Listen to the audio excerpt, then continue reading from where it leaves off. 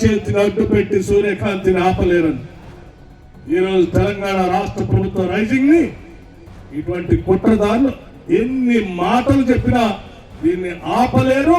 Telangana rising rising rising. ఇది కేవలం ప్రజాప్రభుత్వం, కాంగ్రెస్ ప్రభుత్వం ద్వారా, ప్రజల ప్రభుత్వం ద్వారా మాత్రమే ఇది సాధ్యమవుతుందని మీ అందరికీ నేను మనవి చేస్తూ చాలా స్పష్టంగా ఒక మాట మాత్రం చెప్పగలను.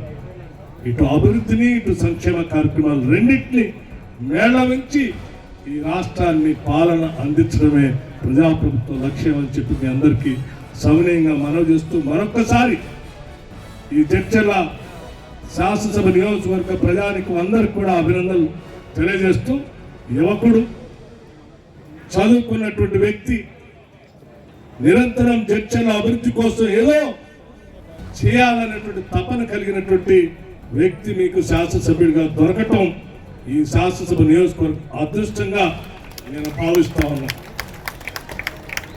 అట్లాగే నేను ఆయనకు కూడా చెప్తా ఉన్నాను, జీవితం, ప్రజా జీవితం, ప్రజాప్రతినిధి ప్రజలకే అంకితం కావాలి.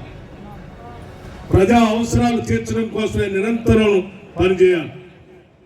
అలా పనిచేయటం కోసం తప్పిస్తా ఉన్నాడు. కాబట్టి ఈ రాష్ట్ర ప్రభుత్వం ఎప్పుడు వెన్నంటి ఉంటుందని చెప్పి కూడా నేను ఈ సందర్భంగా మనవి చేస్తూ, అతను చెప్పే కార్యక్రమాలను భవిష్యత్తులో కూడా ఈ అభివృద్ధి కార్యక్రమాలు చేస్తామని చెప్పి మీ అందరికీ మాటిస్తూ, ఈ కార్యక్రమంలో పాల్గొన్నటువంటి గౌరవ శాసనసభ్యులందరికీ మరొకసారి, అంతా యంగ్స్టర్స్ అందరూ ఈ పాలమూరు జిల్లాని అభివృద్ధి పథంలో నడిపించాలనేటువంటి తపంతో పనిచేస్తున్నటువంటి శాసనసభ్యులు ఈ 5 ఏళ్ళు పాలమూరు రంగారెడ్డి, పాలమూరు జిల్లాకు సంబంధించి ప్రత్యేకమైనటువంటి దృష్టి పెడతాం.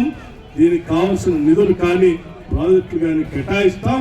దీనికోసం ప్రత్యేకంగా ఈ జిల్లా వాసి ఈరోజు ఈ రాష్ట్ర ముఖ్యమంత్రిగా ఉన్నారు కాబట్టి వారు కూడా ప్రత్యేకంగా ఈ జిల్లా మీద దృష్టి పెట్టాలని అందరికీ కొంత విజ్ఞప్తి కూడా చేశారు. తప్పనిసరిగా ఈ జిల్లాలో నీటిపారుదల ప్రాజెక్టులు కానీ, పరిశ్రమలు కానీ, విద్యా వ్యవస్థకు సంబంధించి కానీ, ఈ మధ్యనే IIIT కూడా శాంక్షన్ చేశారు.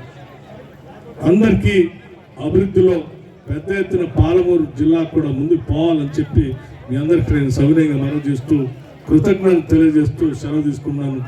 జై హింద్.